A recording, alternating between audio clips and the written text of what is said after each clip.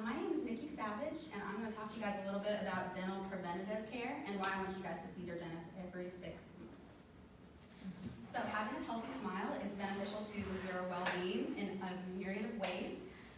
Our smile helps us gauge attractiveness in mates. It creates social bonds. It increases our likelihood of landing a job, and it increases our self-esteem. So overall, having a healthy and attractive smile brings powerful benefits to your overall health. Sorry, I want to make sure I know how to do this. Okay, so I looked at a couple of studies, and one of them was done by Match.com. We all know that's a dating site.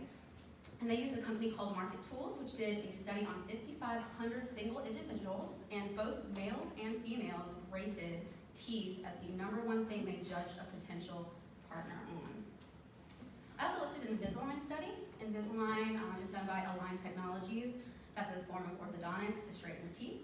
And they asked how important is it to have an attractive smile. And they said that the study showed that 84% said it's important for a first date, 75% said it's important for succeeding at work, 74% said it's important for getting the job of your dreams, and 71% said it's important for making new friends. So what I'm going to first talk to you a little bit about is why people avoid the dentist. Obviously, fear. That is something that's universal. Then the other problems is finances. It's very expensive to see the dentist. We all know that. And then there's lack of insurance. A lot of people say, if I don't have dental insurance, I can't go. That's not true. I'll get to that. And then finally, people aren't informed of how important it is to go every 6 months. They don't understand how you could have a simple treatment plan develop into a very expensive treatment plan very quickly. So then after that, I'll talk to you about what happens when we neglect our teeth and how that treatment plan gets expensive. And finally, I'm going to tell you about the true affordability of dental care. It's actually a little bit more affordable than you might think. So I have been a dental assistant for over 10 years. I have worked clinically, and not only have I treated my patients, but I've been the one to go up to them and say, hey, I'm really sorry you haven't been seeing us, but you need $10,000 worth of work. And let me tell you, it's not a good spot to be in. Either for me or them. It's just very uncomfortable. So I want to talk to you a little bit about how you can keep your emotional well-being healthy and how you can avoid very, very expensive care. So let's see here. We're going to talk about what keeps people away. Obviously, fear. People do not like to go to the dentist. They hear horror stories all the time. They hear that's painful, it's sharp instruments, it's the sound of the drill. I understand it's scary. It's actually right up there with fear of heights, fear of flying, and fear of public speaking. So, they're afraid of the pain, and it's also an invasion of your personal space. Having someone work in your mouth is not comfortable. It's not comfortable for me, and I used to do it every day. And then the financial uncertainty. Preventative care is actually very affordable. Emergency care is not. When you come in with a toothache, you're going to spend a lot more money than if you came in and just had it treated in the most easy way possible. Then I'll talk about lack of insurance. Lack of insurance, I find dental insurance to be a scam. Some companies don't offer their employees dental insurance, but also people have the misconception that dental insurance is like medical insurance. It's not at all. And we'll go into that a little bit. And then lack of education. People don't understand that just because it doesn't hurt doesn't mean you shouldn't go in and get seen. So, let's see here. So I want to talk about the preventative maintenance. So if you go in every 6 months, early detection is key in preventing these expensive treatments. And Jennifer Shin, who is a private practice dentist in New York, she said, teeth take on a lot of abuse, so coming in twice a year gives us an opportunity to access any changes that can easily be addressed. If problems are caught early, the solutions are easy, quick, and inexpensive, but a cavity left unaddressed can lead to a toothache requiring much more extensive and costly treatments. She's absolutely right. So there's 2 things we look at when you go into your dentist. The first is your gums. People don't think about that. But your gums actually anchor your teeth into your jaw. And then what happens is plaque builds up over time. And it doesn't matter if you brush your teeth 2 times a day. You need to go in to have your hygienist get the plaque that's underneath your gum line that your toothbrush just can't reach. If it's not cleaned on a 6-month basis, it builds up, it causes inflammation, disease, and eventually bone loss. So let me show you what happens with bone loss. This is extreme, but I don't have enough time to tell you exactly how you go from that to there. But that is just neglect of your gums. That's someone who did not take care of their gums. This person is going to lose their teeth.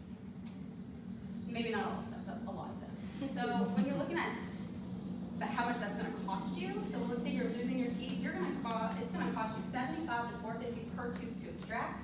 An implant costs $3,500 to $7,000 per tooth.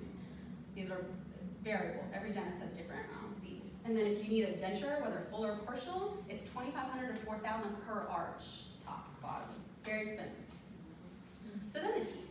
So what happens is when plaque and bacteria start chewing through the tooth, that's called a dental carie, which is also known as a cavity. And if you maintain your 6-month dental checkups, through x-rays and the doctor's exam, they can be detected when they are small, and they just require a simple filling. If it goes untreated, it dives deeper down into the teeth, it hits the pulp chamber, it creates an abscess, and now that simple filling went from needing a root canal and a crown, and it's very expensive. Those costs add up.